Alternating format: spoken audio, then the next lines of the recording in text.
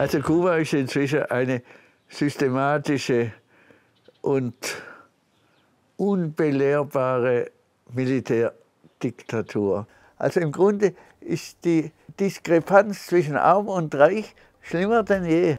Eigentlich nur glückliche Kinder, die sind ordentlich gekleidet und gut ernährt.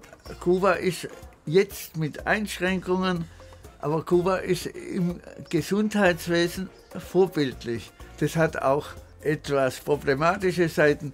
Also wenn ein Mädchen das Gefühl hat, sie wird schwanger, dann geht sie wie zum Zahnarzt zu einem Arzt und der löst das Problem. Kostenlos. In Kuba gibt es kaum AIDS. Die offiziellen Zeitungen, die sind also spärlich genug, die indoktrinieren ihre Zeitgenossen im positiven Sinne. Ihr müsst Präservative nehmen, wenn ihr nicht eine dauerhafte Beziehung habt. Und daran halten die sich, sodass Geschlechtskrankheiten in Kuba ganz, so wie bei uns, die Kubaner wissen genau, wenn sie in die USA auswandern würden und dann eine schwierige Operation hinter sich bringen müssten, dass sie dann $80.000 zahlen müssen oder noch mehr. Kuba macht das alles immer noch kostenlos. Also die Langusten sind Staatseigentum. Ein Kubaner, der eine Languste aus dem Meer fischt, ist eigentlich verpflichtet, sie sofort abzugeben, weil eine Languste bringt Devisen, sei es für den Tourismus, sei es als Exportobjekt nach Saudi-Arabien oder sonst wo. Also Zitrusfrüchte und Meeresfrüchte, die bringen ein bisschen was. Und dann natürlich die berühmte Zigarre, bringt auch immerhin so eine knappe Milliarde. Monte Cristo, Ace Upmann, Patagas und so weiter. Sie haben im Osten von Kuba Bauxit, aber mit dem Zuckerrohr ist überhaupt nichts mehr. Das bringt nichts. Und Fidel Castro hat da eine sehr kluge Entscheidung getroffen. Also wir müssen konkurrenzfähig sein in Gebieten der ersten Welt. Da hat er Anfang der 90er Jahre eine durchaus effektive, kleine, aber hochkarätige Pharmaindustrie in Havanna begründet und hat die selbst in den schlimmsten Zeiten mit 1 Milliarde weiter gefördert. Und die exportieren, das heißt Polo Científico, und die Angestellten dort, die verdienen 100-mal so viel wie ein sonstiger normaler Kubaner, damit die nicht abwandern nach Amerika.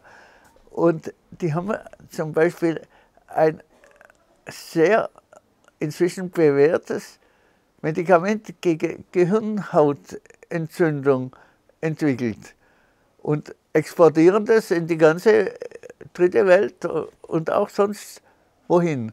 Also das hat sich, diese Investition hat sich inzwischen bezahlt gemacht.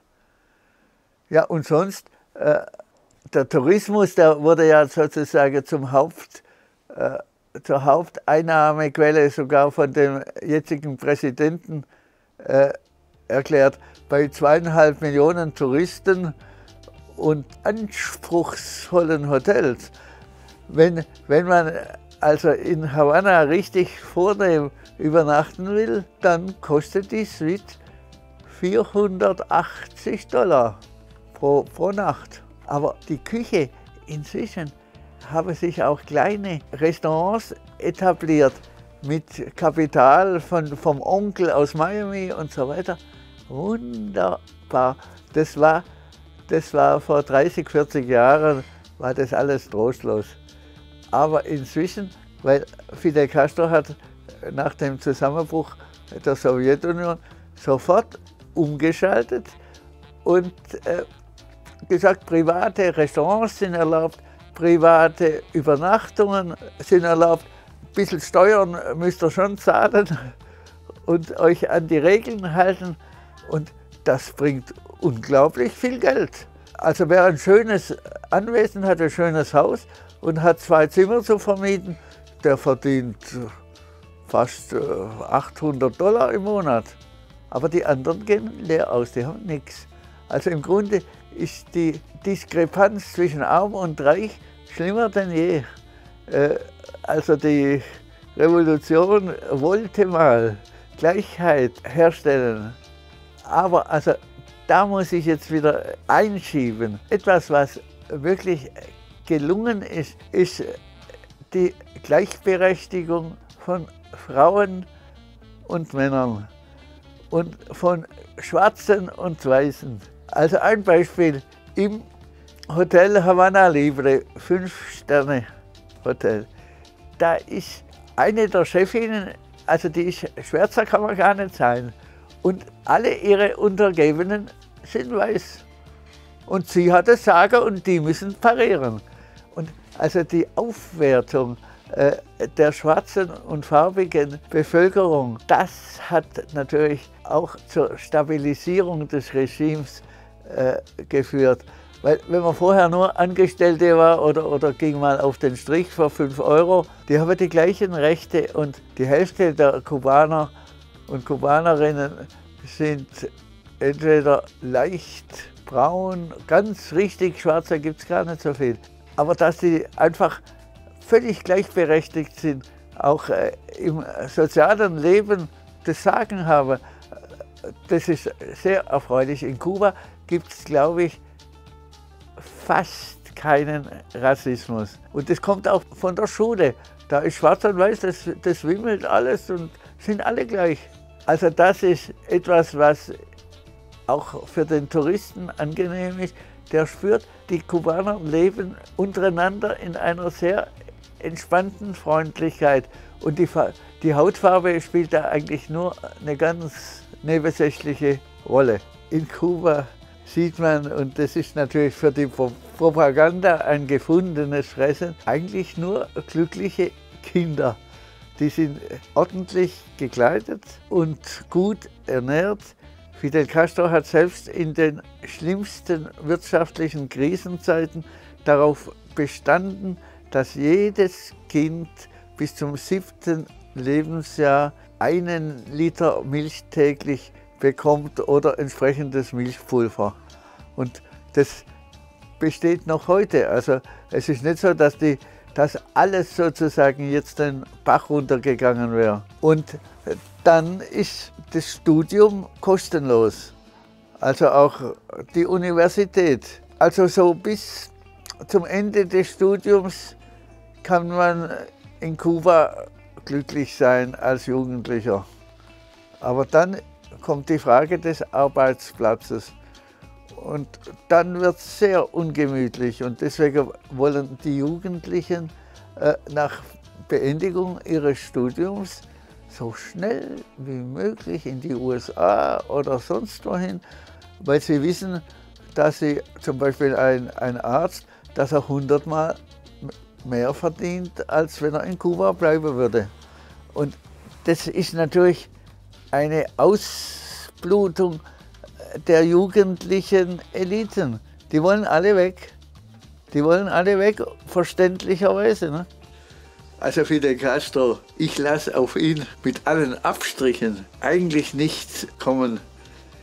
Er hat also schon einen amerikanischen Journalisten zu sich nach Hause eingeladen. Und bekannterweise weiß man, dass Fidel Castro einen riesigen Weinkeller hat. Ein Millionärssohn, der verabschiedet sich nicht von seinen Gewohnheiten. Und da hat er aber ein ganz ernsthaftes Interview mit diesem amerikanischen Journalisten geführt und hat zähneknirschend zugegeben, dass das Einparteienregime, El Partido Único, selbst in seinem eigenen Land nicht funktioniert hätte und man müsste über kurz oder lang wieder zu einem normalen demokratischen Mehrparteiensystem zurückkehren. Die Funktionäre waren entsetzt. Sie sagte, das sei aus dem Zusammenhang gerissen oder sei ein Übersetzungsfehler. War überhaupt kein Übersetzungsfehler. Fidel Castro war ja auch nie Kommunist. Während sein Halbbruder, der Raúl, mit dem hat er nicht einmal Kaffee, geschweige denn einen Wein getrunken. Der war Kommunist. 1953 war der Raúl schon als Delegierter einer kommunistischen Jugenddelegation in Wien. Ja gut, warum nicht? Einmal hat ein Journalist ihn gefragt, was ihn denn so kulturell besonders beeindrucken würde. Er musste lang nachdenken. Und dann hat er aber gesagt, also in Wien hätte er mal Wiener Walzer getanzt. Und das sei ein nachhaltiger Eindruck gewesen. Der hat noch nie einen Roman gelesen, nie.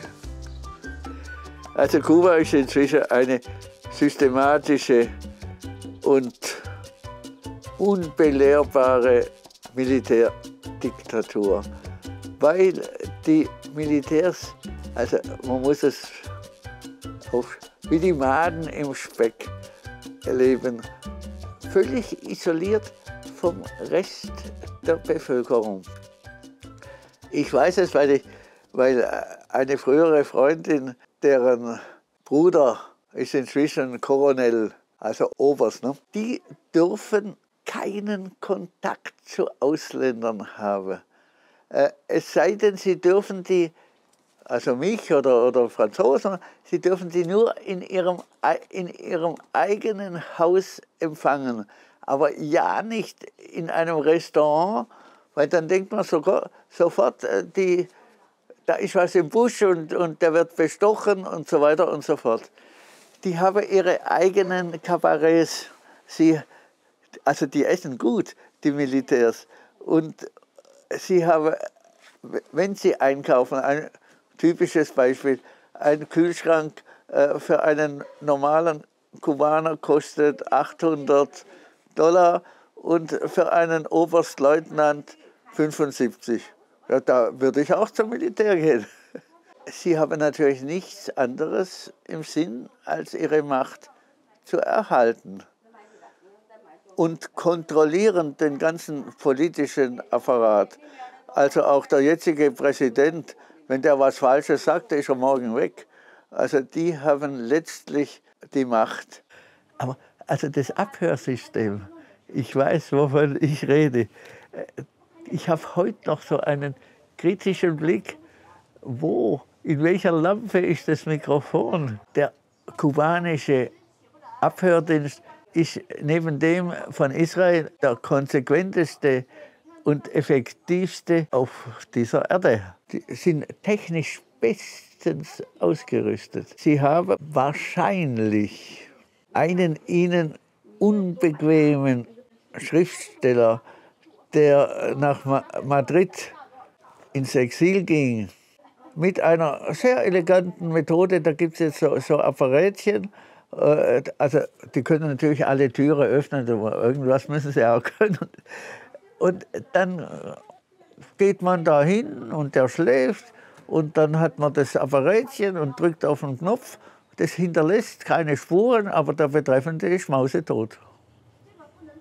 Naja, Geheimdienste haben alle Dreck am Stecken, wenn man so will. Kubaner, also da muss man ganz realistisch sagen, die jungen Kubaner, die wollen alle so schnell wie möglich weg. Und das dürfen sie seit 10 oder 12 Jahren. Raúl Castro hat damals, der Präsident, gesagt, ihr könnt reisen, wohin ihr wollt. Und Pässe, also wenn ihr Geld habt, könnt ihr überall hin und ihr könnt auch wiederkommen. Und ohne die Zuwendungen der Verwandten und Freunde, die Hälfte der Kubaner bekommt Geld vom Ausland. Aber wer das nicht bekommt, die andere Hälfte. Ich habe ein Beispiel. Ein wunderschönes Mädchen aus Guadalajara, das liegt östlich von Holguín. Das ist schon ein Flughafen Richtung Europa. Sie weiß, dass sie schön ist, muss sie nur in den Spiegel gucken, aber sie weiß, dass sie in ihrem Kaff keinerlei Arbeit findet. Nix, höchstens bei der Kaffeeernte, wenn es da Kaffee gibt. Und das dauert 3, 4 Wochen und sonst gar nichts. Ja, was macht die, wenn sie intelligent ist? Sie geht nach Havanna. Und da verdient sie mit ihren Liebesdiensten in einer Woche mehr wie ein Chefarzt in einem Monat. Oder sie verdient das Dreifache. Also gut, wenn ich würde da auch auf den Strich gehen. Da gibt es noch eine romantische Dimension. In Kuba gibt es auch keine Bordelle. Also die Prostitution war nie verboten. Und da gibt es eine nette Anekdote. Fidel Castro in einem Interview mit einem ausländischen Journalisten. Und der sagte, also ihr seid ja hier ein sozialistischer Staat und warum gibt es da solche Prostituierten? Fidel Castro souverän geantwortet. Wissen Sie, wir haben die schönsten und gesündesten Liebesdamen, die sind von der Universität, die brauchen halt ein bisschen Geld. Und wissen Sie was, wenn Ihnen Kuba nicht passt, dann gehen Sie woanders hin. Tatsächlich. Zur Pressefreiheit, die existiert schlichtweg nicht. Man kann auch in einem 5-Sterne-Hotel keine ausländische Zeitung kaufen. Gibt's nicht. Das war vor 20 Jahren noch ein bisschen besser. Aber es gibt eine legal autorisierte Opposition in Kuba, das ist die katholische Kirche. Die Bischöfe und der Erzbischof Dionisio und sein Vorgänger, also die nehmen kein Blatt vor den Mund und rütteln sozusagen an den Grundfesten des Regimes. Ich habe jetzt vom letzten Jahr die Verlautbarungen vom Erzbischof von Santiago gelesen. Das heißt, wir haben dringend Veränderungen. So kann es nicht weitergehen. Das kann man überall lesen in den Predigten. Er zieht über das Regime her und die können nichts machen. Es ist die einzige legale Opposition. Und deswegen mache ich da mit meinem Heinehaus was relativ Vernünftiges. Die einzige verlässliche oder einigermaßen verlässliche Institution, mit der ich zusammenarbeiten kann, ist die katholische Kirche. Und Fidel Castro hat nie irgendwas enteignet. Die reaktionären spanischen Priester hat er weggeschickt. Fidel Castro hat allerdings manchmal durchgegriffen. Leider ist er nicht mehr am Ruder. Fidel Castro hat die tollsten Minister, wenn die irgendwas mit Scheck hatten. Der Außenminister, das war mal der große Star. Also der hat so einen Scheckkartenbetrug sich zu Schulden kommen lassen. Der wurde von heute auf morgen zum Parkwächter degradiert.